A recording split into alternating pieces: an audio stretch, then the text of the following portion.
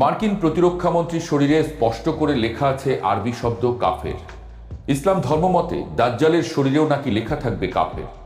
মধ্যপ্রাচ্য ঘিরে যা শুরু হয়েছে তাতে কেউ কেউ বলছেন দুনিয়া সেই সময়ে এসে উপস্থিত হয়েছে যখন নাকি দাজ্জালের আবির্ভাব ঘটবে, পৃথিবীতে ফিরে আসবেন ঈসা আলাইহিসসালাম, মতান্তরে মসিহ বা ক্রাইস্ট। তো সেটা কবে ঘটছে তাহলে?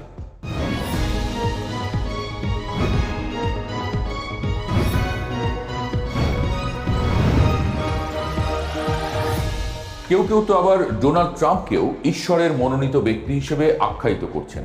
কিন্তু অন্য সব আলোচনার বাস্তবতা থাকুক কিংবা নাই থাকুক, আমেরিকান সৈন্যদের বোঝানো হয়েছে ইরান যুদ্ধটা আসলে ধর্মযুদ্ধ। যুক্তরাষ্ট্রের প্রতিরক্ষা মন্ত্রী স্বয়ং যেটাকে বলছেন আমেরিকান ক্রুসেড নামে, আসলেই সেই সময় এলো তাহলে? গত 5ই মার্চ হোয়াইট হাউসের ওভাল অফিস রীতিমতো ধর্মীয় প্রতিষ্ঠান হয়ে ওঠে। একদিকে যখন ইরানের ক্ষেপণাস্ত্রগুলো মধ্যপ্রাচ্যের বিভিন্ন মার্কিন ঘাঁটি এবং ইসরায়েলে আঘাত হানছে, অন্যদিকে তখন মার্কিন প্রেসিডেন্ট ডোনাল্ড ট্রাম্প তার রিজোলুট ডেস্কে চোখ বন্ধ করে ধ্যানে মগ্ন। তার চারপাশে দাঁড়িয়ে আছেন জনাবিষেক প্রভাবশালী মার্কিন ধর্মযাজক ও ইভাঞ্জেলিক্যাল ধর্মগুরু। কেউ তার কাঁধে হাত রেখেছেন, কেউ বা দুহাত শূন্যে তুলে ঈশ্বরের কাছে প্রার্থনা করছেন। এই ভিডিওটি সামাজিক যোগাযোগ মাধ্যম এক্সে শেয়ার করেছিলেন হোয়াইট হাউসের deputy chief of staff Dan স্কোভিনো।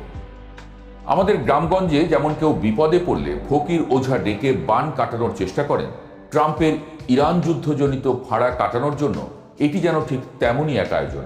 এই প্রার্থনা সভার আয়োজক ছিলেন ট্রাম্পের দীর্ঘদিনের আধ্যাত্মিক পরামর্শক পলা হোয়াইট।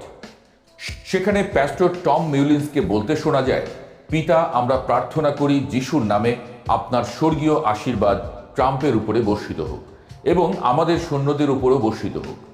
আমেরিকান ইতিহাসে যুদ্ধে জয় পাওয়ার জন্য কোনো মার্কিন প্রেসিডেন্ট হোয়াইট হাউসে এভাবে ধর্মীয় নেতাদের ডেকে প্রার্থনার আয়োজন করেননি।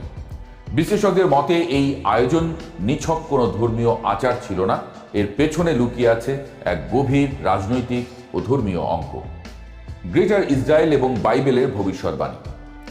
এই অঙ্কের সবচেয়ে বড় দুই খেলোয়াড় হলেন ডোনাল্ড ট্রাম্প এবং ইসরায়েলের প্রধানমন্ত্রী বেনিয়ামিন নেতানিয়াহু, যিনি সম্প্রতি নিহত বা আহত হয়েছেন বলে তীব্র গুঞ্জন শুরু হয়েছে। তাদের কথাবার্তা শুনলে সবার কাছেই মনে হয় ইরান যুদ্ধটা কোনো রাজনৈতিক সংঘাত নয়, এটি ধর্মীয় দায়িত্ব।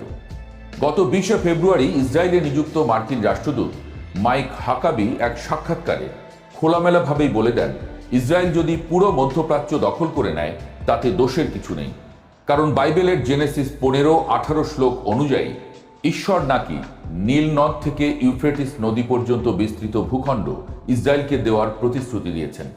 এই প্রতিশ্রুত ভূখণ্ডকেই তারা বলে গ্রেটার ইসরায়েল। গাজায় গণহত্যার সময় ইসরায়েলি সেনাদের পোশাকে এই গ্রেটার ইসরায়েলের মানচিত্র আঁকা ব্যাজ দেখা গিয়েছিল। নেতানিয়াহু স্বয়ং বলেছেন তারা এমন এক রাজ্য প্রতিষ্ঠা করতে চাইছেন যা তাদের মসিহ বা ত্রাতার আগমন নিশ্চিত করবে। অর্থাৎ তারা এই যুদ্ধগুলোকে দেখছেন বাইবেলে বর্ণিত আর্মাগেডন বা পৃথিবীর শেষ মহাযুদ্ধের প্রস্তুতি হিসেবে। ইসলামের পরিভাষায় এই যুদ্ধকেই বলা হয় মালহামাতুল কুবরা। ট্রাম্প কি ঈশ্বরের মনোনীত মসিহ? ডোনাল্ড ট্রাম্পের ব্যক্তিগত ধর্মাচরণ নিয়ে অনেক প্রশ্ন থাকলেও ইভাঞ্জেলিক্যাল খ্রিস্টানদের কাছে তিনি এক মহামানব। ইভাঞ্জেলিক্যালরা হল প্রোটেস্ট্যান্ট খ্রিস্ট ধর্মের একটি বিশেষ ধারা, যারা বিশ্বাস করে যিশুর পুনরাগমন বা সেকেন্ড কামিং খুব সন্নিকটে। আর এই পুনরাগমনের জন্য কিছু পূর্ব শর্ত রয়েছে: ইহুদিদের ইসরায়েলে ফেরা, জেরুজালেমে ইহুদি নিয়ন্ত্রণ প্রতিষ্ঠা, আল-আকসা মসজিদ ভেঙে থার্ড টেম্পল বা তৃতীয় মন্দির নির্মাণ এবং আর্মাগেডনের যুদ্ধ। এই ইভাঞ্জেলিক্যালরা মনে করেন ট্রাম্প সেই ব্যক্তি যিনি এই শর্তগুলো পূরণে সাহায্য করছেন।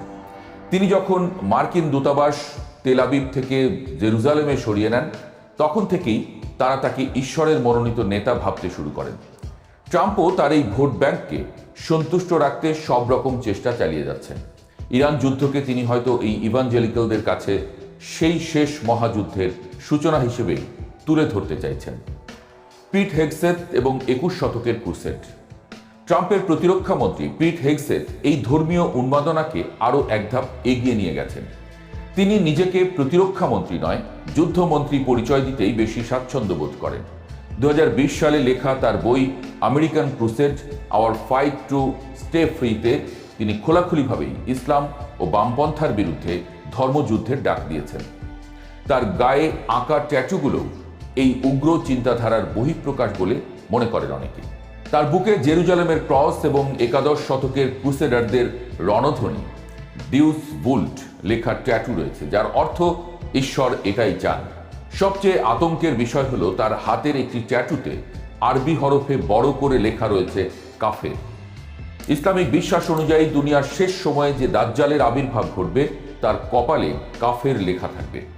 একজন মার্কিন প্রতিরক্ষা মন্ত্রীর শরীরে এমন ট্যাটু দেখে অনেকেই বিস্মিত এবং শঙ্কিত।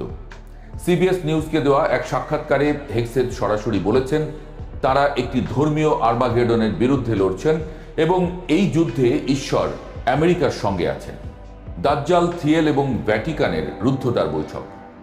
যখন পুরো মধ্যপ্রাচ্যে আর্মাগেডনের হাওয়া বইছে, ঠিক তখনই রোমে ভ্যাটিকানের খুব কাছে সিলিকন ভ্যালির প্রযুক্তি ধনকুবে পিটার থিয়েল দাজ্জাল বা এন্টিক্রাইস্ট নিয়ে এক সিরিজ রুদ্ধদ্বার বক্তৃতা দিচ্ছেন। পেপাল এবং প্যালান্টির এই সহ প্রতিষ্ঠাতা বিশ্বাস করেন দাজ্জাল এমন একজন ব্যক্তি হিসেবে আবির্ভূত হবে যে কিনা কৃত্রিম বুদ্ধিমত্তা, জলবায়ু পরিবর্তন বা তৃতীয় বিশ্বযুদ্ধের ভয় দেখিয়ে পুরো বিশ্বের জন্য একটি ওয়ান ওয়ার্ল্ড অর্ডার বা একক বিশ্ব ব্যবস্থা প্রতিষ্ঠা করবে। থিয়েলের এই তত্ত্বের সাথে ইসলাম ধর্মে বর্ণিত দাজ্জালের ধারণার অদ্ভুত মিল রয়েছে, যেখানে দাজ্জাল সারা বিশ্বের একক নিয়ন্ত্রণ নেওয়ার চেষ্টা করবে। থিয়েল সতর্ক করেছেন যে দাজ্জাল হয়তো শান্তির প্রতিশ্রুতি দিয়েই মানুষকে প্রতারিত করবে। পুরো দৃশ্যপট মেলালে মনে হয় পৃথিবী হয়তো সত্যিই এক চরম অস্থির সময়ের দিকে এগুচ্ছে। ট্রাম্পের প্রার্থনা, নেতানিয়াহুর গ্রেটার ইসরায়েলের স্বপ্ন, হেক্সেথের ক্রুসেড আর থিয়েলের দাজ্জাল তত্ত্ব সব মিলিয়ে রাজনীতি এখন এক ধর্মীয় অন্ধবিশ্বাসের ভয়ঙ্কর ককটেল হয়ে উঠছে। এই ককটেল কখন কিভাবে বিস্ফোরিত হয় সেটাই এখন দেখার বিষয়। আপাতত আমরা চাই যুদ্ধ বন্ধ হোক, শান্তি ফিরে আসুক পৃথিবীতে।